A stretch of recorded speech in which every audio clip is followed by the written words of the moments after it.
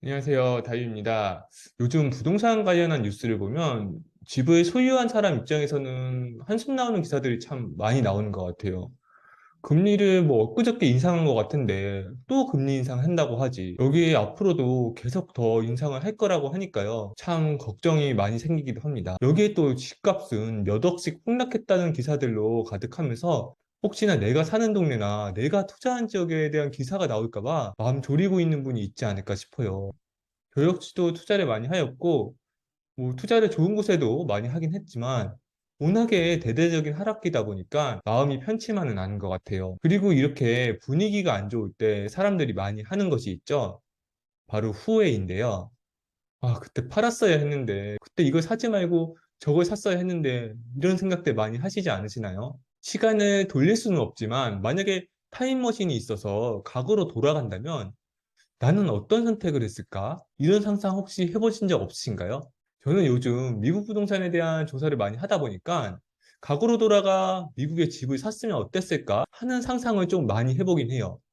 여러분도 만약에 내가 미국에 투자를 했더라면 과거에 한국보다 더 많이 벌었을까, 못 벌었을까 궁금하지 않으신가요? 먼저 미국에서 가장 살기 좋은 도시인 어바인과 서울을 한번 비교해 볼게요. 어바이는 지난 2년간 참 많이 상승을 했었고, 최근 금리 인상 여파로 주춤한 모습을 보이더니 또다시 상승 곡선을 그리는 모습을 보여주고 있네요. 수요가 많은 지역은 결국에 올라갈 수밖에 없고, 그렇기 때문에 이렇게 어려운 시점이라도 수요가 많고 입지가 좋은 곳을 선택한다면 실패하는 일은 아마 없을 거예요. 먼저 어바인 대표 선수부터 보실게요. 이 집은 지금 어바인 노스우드에 위치한 주택입니다. 방 3개, 화장실 3개짜리고요. 면적이 72평이나 되는 주택인데요. 2019년 10월 30일에 102만 달러에 팔렸네요. 그럼 그때 이 주택을 샀던 사람이 저라고 한번 가정을 해보고 계산을 해보는 거죠. 외국인 기준으로 봤을 때 대출이 한 60% 정도 가능하니까 60% 받았다고 가정하고 그러면 실투금이 한 40만 달러 들어갔습니다. 미국은 취득세가 없는 걸 이전 제 영상에서 보셨던 분들이라면 잘 아시죠? 2019년 당시 미 달러 환율이 1,200원 정도였으니까 우리나라 돈으로 따지면 투자금이 한 4억 8천만 원 정도 들어갔어요. 보유 기간 동안 재산세를 한 2만 1,400달러, 우리나라 돈으로 2,600만 원 정도가 나갔고요. 대출 원금 이자를 2019년 말 30년 고정담보대출 기준 3.6%로 계산하면 매달 원금이자, 미국은 원금이자를 같이 내거든요. 매달 2,830달러씩 현재까지 대략 한 1억 2천만 원 정도가 나갔겠네요.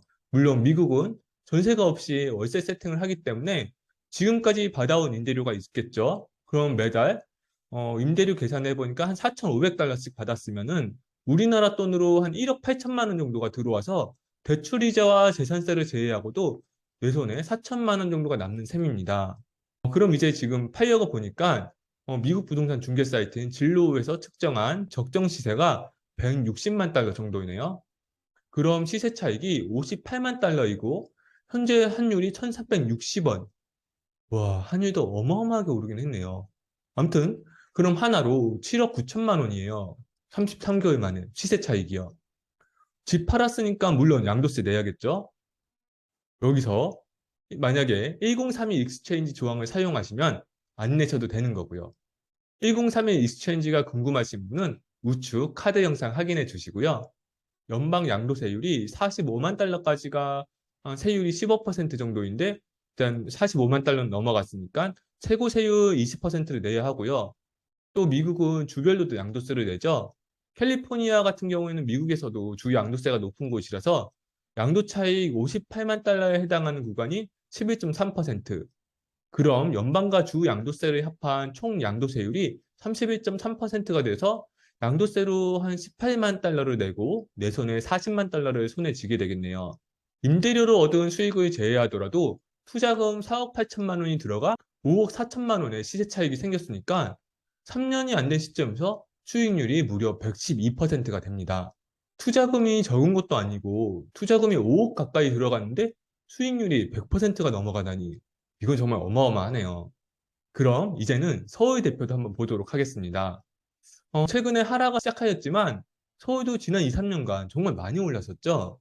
과연 2019년 10월에 미국과 동일하게 5억 정도 투자금이 들어갔을 때 어떤 성과를 거둘 수 있었을지 궁금해지는데요. 한국도 과연 수익률이 미국과 비슷하게 나왔을까요? 실제로 2019년 말에 서울에서 5억으로는 입지 좋은 곳 아파트를 구하기가 참 어렵더라고요. 제가 찾아보니까. 그래서 조금 더 투자금을 높여서 마포 레미안 푸르지오랑 비교를 한번 해보도록 할게요.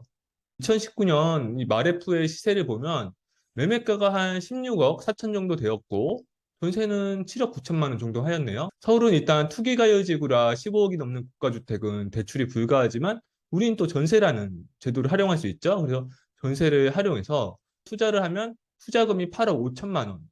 아, 그래도 많이 들어가긴 하네요. 일단 이렇게 해서 집을 사려고 하는데 취득세를 내라고 하네요. 미국은 없었는데. 여기서 또 무주택자냐, 다주택자냐에 따라 달라지잖아요. 아, 한국은 진짜 너무 복잡합니다. 투자자 입장으로 보면, 뭐, 무주택자보다 다주택자가 투자했을 가능성이 높기 때문에 절충해서 8% 취득세를 낸다고 감안하면 그래도 취득세만 1억 2천만 원이네요.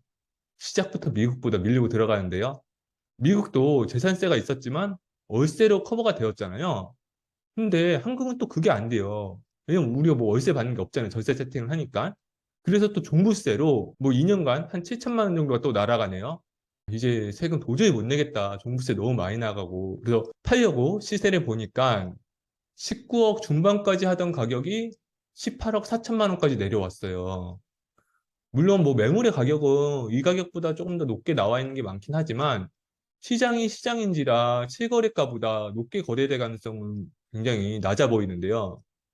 그럼 일단 뭐 16억 4천만 원에 샀으니까 뭐 2억 시세 차익 났다고 하고 2주택자 일반 세율로 계산해 보면은 양도세율이 한 38% 구간이고 2주택자 양도세 중과 20% 더해서 58%입니다. 여기서 뭐 한시적 양도세 중과 배제 이런 건 복잡하니까 그냥 기본이 되는 기준을 해보는 거예요. 그러면 2억 벌어서 1억 2천 양도세 내고 내 손에 8천 남는데 우리가 또 종부세 7천만 원 냈잖아요. 결국 투자금 8억 5천 넣어서 내 손에 1천만 원 번 셈이에요. 야, 이거 수익률 계산하기도 민망해지는 수준인데요. 서울은 진짜 집 팔지 말고 계속 가지고 있어야 될 것 같아요. 아, 근데 그럼 또 종부세도 문제인데 진짜 나라가 도둑놈들이네요. 물론 미국이라는 나라에 부동산 투자를 하는 결심 자체를 하기가 용기가 많이 필요하고 쉽지 않은 일이겠지만 만약 지금이라도 타임머신을 타고 2019년 말로 돌아간다면 여러분의 선택은 어땠을까요? 결과론적으로만 본다면 미국에 투자했으면 훨씬 많은 돈을 벌었음이 자명해 보입니다. 그렇다면 앞으로는 어떻게 될까요? 우리나라의 부동산 세금이 현 상태를 유지하는 한 한국과 미국의 시장이 완전 정반대로 돌아가지 않는 이상 미국이 분명 유리해 보이긴 하네요. 여기에 한국이나 미국이나 똑같이 심리가 얼어붙어 있다고 가정했을 때 공급이 확실히 부족하고 뭐 인구가 늘고 있는 미국이 우리나라보다는 조금 더 안정적으로 갈 확률도 높아 보이고요. 단 지금 환율이 너무 오르고 있어서 바로 들어가기에는 적합해 보이지 않은 정도 있기는 해요. 물론 뭐 여기서 막 환율이 막 1,400원대까지 오르고 하면 지금이라도 안 들어간 걸 후회할지도 모르겠지만, 야, 그건 뭐 알 수가 없잖아요. 그리고 일단 기본적인 투자금 자체가 좀 크기 때문에 소액 투자는 어려울 수도 있지만 어느 정도 투자도 많이 해보시고 현금 자산을 손에 쥐시고 있는 분들이라면 한 번 정도는 미국으로 눈을 돌려보는 것도 괜찮지 않을까 싶어요. 뭐 요즘 뭐 달러 그냥 바꿔서 가지고 계시는 분도 있는데 뭐 주택 투자 해보는 것도 나쁘진 않겠죠?